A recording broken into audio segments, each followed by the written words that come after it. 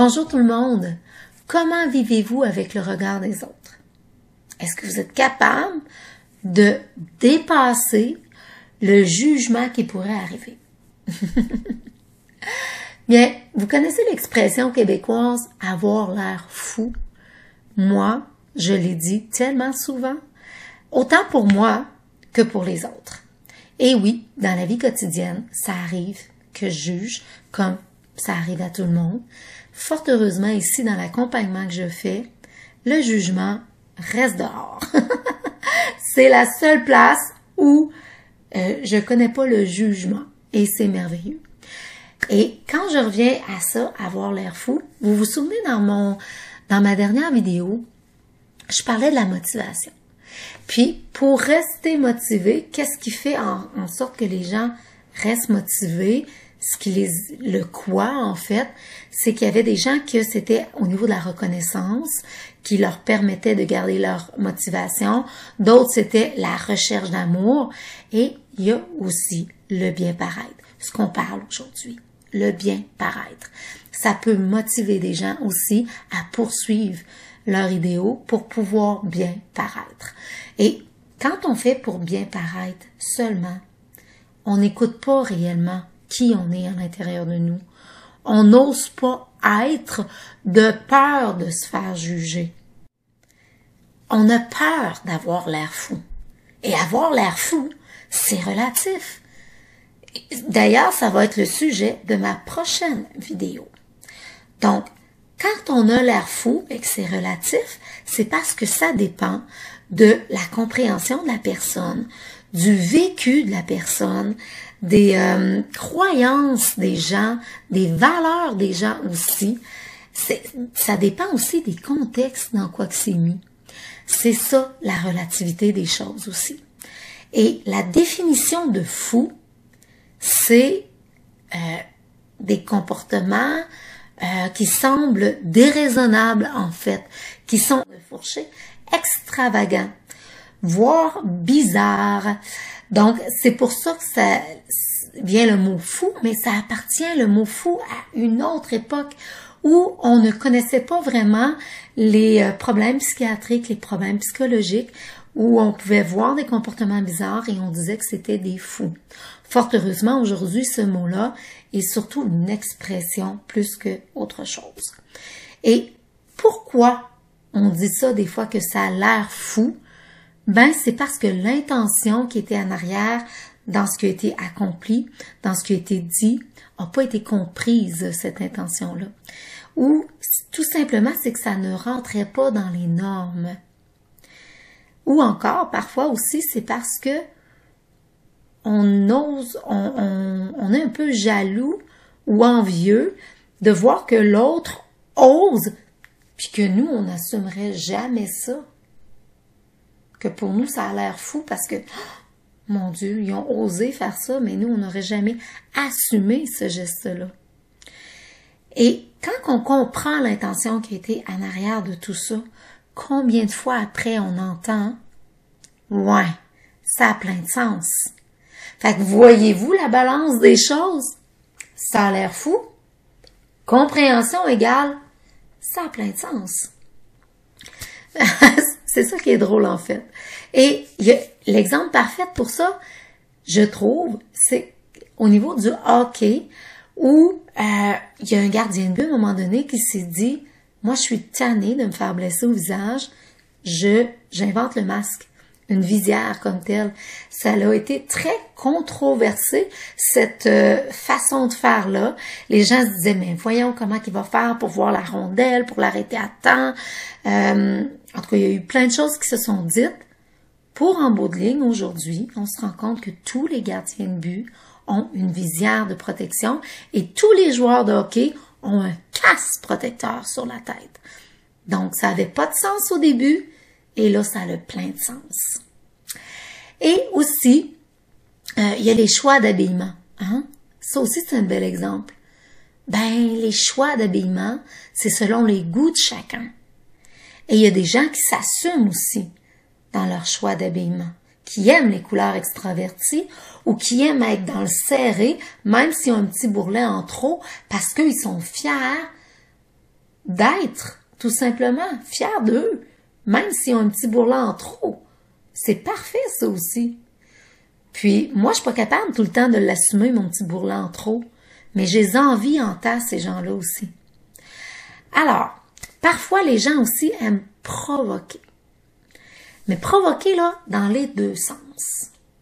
Parce que il y a des gens qui aiment provoquer en faisant de l'extravagance pour voir l'ouverture d'esprit des autres. Et certains regardent l'extravagance des autres puis vont les provoquer avec des commentaires pour voir jusqu'à quel point ils sont solides dans ce qu'ils avancent. Voyez-vous les deux, c'est subtil là, mais les deux sens de provoquer. Et si on est assez solide dans ce qu'on avance, on a beau se faire provoquer, on est capable de l'assumer. On trouve les bons arguments pour faire comprendre notre intention. Mais si on n'est pas capable d'assumer comme il faut, eh bien, on se sent persécuté, on se sent ridiculisé, on trouve jamais le bon argument. Quand on l'assume, puis qu'on a les bons arguments, en bout de ligne, les gens, ils font juste vous taquiner, puis ça amène aussi des bons échanges. Puis c'est comme ça. Et je sais pas pourquoi je suis en train de penser au kilt, tu sais, la jupe écossaise. Ça aussi, je trouvais que c'était un bon exemple pour les mœurs des gens. Et ici, au Québec, les garçons en jupe, on va les juger souvent, alors que dans d'autres pays, la jupe ou la robe pour l'homme est bien vue, tu sais. C'est donc de se demander, mais qu'est-ce qui est le plus fou? Qu'est-ce qui est le plus insensé? Est-ce que c'est de mettre son bien-être de côté, ignorer sa personnalité au grand complet pour bien paraître? Au risque de se causer problème en soi, de quelque façon que ce soit, se causer problème à nous, soit psychologiquement, émotionnellement ou autre. Mais quand le bien-paraître répond à un besoin de se faire accepter, de se faire aimer, c'est un comportement qui s'est installé. Puis il faut juste aller voir comment on peut l'ajuster, ce comportement-là, pour s'assumer, puis s'aimer soi-même, puis s'accepter soi-même. En fait, c'est juste ça aussi. Moi, pour ma part, j'ai l'air folle à quelques endroits. Souvent, c'est dans le sport que je pratique individuellement. Quand je fais du pelletage, quand je pelte ma cour, l'hiver, ben, je pratique quelques positions de karaté, ce qui me permet de rester stable, de pratiquer ma vitesse dans cette position-là, dans ce mouvement-là, de pratiquer ma stabilité, d'avoir moins mal au dos. Et aussi, souvent, c'est dans la marche nordique que j'aime beaucoup avec les bâtons, où les gens m'ont souvent taquiné, mais où sont tes skis? Et quand ils ont vu que j'étais solide, malgré tout dans ma façon de faire, parce que je m'en moquais éperdument de ce qu'ils pensent, parce que pour moi, les bienfaits de cet exercice-là prônaient sur toute autre chose, ben les gens, ils font juste me regarder avec un petit sourire, et ils disent, bon, c'est Carole, avec ses extravagances. Mais c'est correct, ça amène la petite taquinerie, puis ça amène des rigolades, puis souvent aussi des échanges respectueux, puis parfois les gens même adoptent tranquillement ces comportements-là parce qu'ils voient bien que ça fait plus de bien que d'autres choses. Donc, il y a quelques publications aussi que je peux faire au risque de paraître pas dans la gang, d'avoir l'air folle un peu de ce que je pense, mais j'assume totalement mes convictions. Et parfois, ça peut même diviser. Mais là, je me dis, si les gens y m'aiment assez, ça peut arriver qu'on soit pas d'accord sur le même sujet. Mais ça n'enlève pas tout l'amour qu'on a un envers l'autre. Cet amour-là, c'est une chose, et la discussion de sujets avec accord, pas désaccord, c'est autre chose. Faut être capable d'en faire la différence, ça aussi. Et juste se respecter puis échanger. Puis quand on voit que ça amène trop de difficultés, j'ai un de mes neveux qui m'a déjà dit, sais-tu quoi, ma tante? Ça me tente pas de m'obstiner avec toi là-dedans. J'ai juste le goût qu'on se parle. Pouf! Ça l'a complètement changé l'atmosphère, puis yes, merci. Fait que c'est juste ça. Qu'est-ce qu'on a le goût?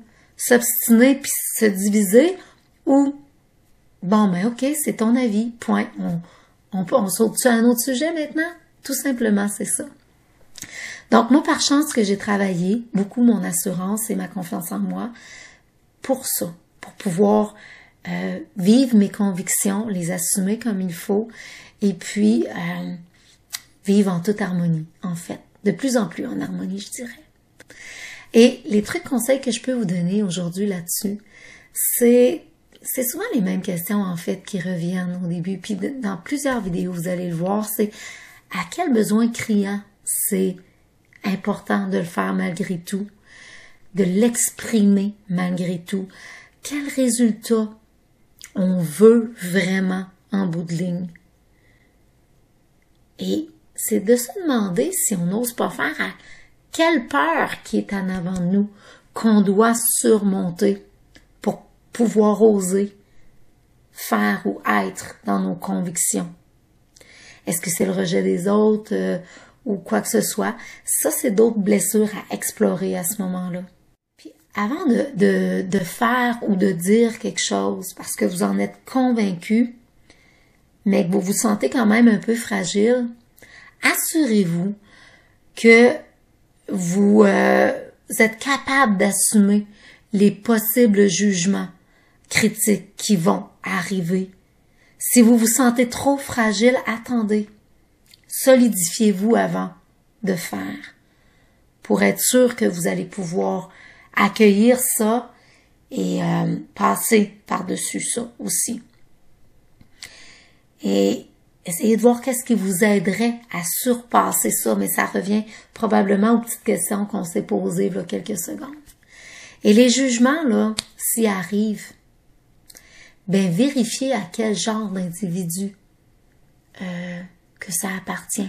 Quel genre d'individu les fait ces critiques-là, les fait les commentaires, les fait les jugements. Parce que souvent, ils vivent dans la jalousie ou dans l'envie parce que vous osez. Puis eux, ils osent pas, ils aiment mieux paraître. Aussi, parfois, est-ce qu'ils partagent? Est-ce que c'est des gens qui sont dans votre milieu, qui sont autour de vous, qui gravitent toujours autour de vous? Puis, est-ce qu'ils partagent souvent des choses avec vous ou ils sont en tout point différents de vous? À ce moment-là, attendez-vous pas à ce qu'ils soient en accord avec vous. Et puis, quel genre de vécu aussi ont eu ces personnes-là pour dire ça, pour penser ça?